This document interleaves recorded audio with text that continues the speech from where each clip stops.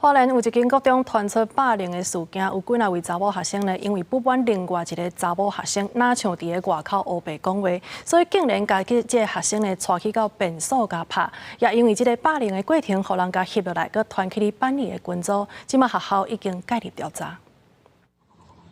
这件国中生霸凌同学的事件是发生伫7月下头，花莲市某国中2名女学生因为怀疑另外一位女同学伫校外乱讲话，就将被害人带到查某便所教训过程中，除了拍伊的头甲巴肚，还佮用针物件推伊的头，互伊惊甲唔敢讲话。下课的时候，就是孩子约另外一个孩子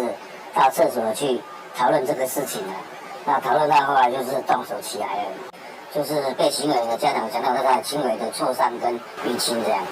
因为霸凌过程也互翕落来，佮上传班级群组，学校第一时间发现，随介入甲调查。除了依照规定通报教育处，也找双方家长同齐进行会谈，主要加害学生由家长带回管教5日，被害同学也伫厝休养，双方拢爱锁定学习。 那这件事情学校已经受理，然后现在正在调查，所以我们会视最后的调查结果做一个相对应的处分。 然后，学生的部分也会做一个妥善的辅导。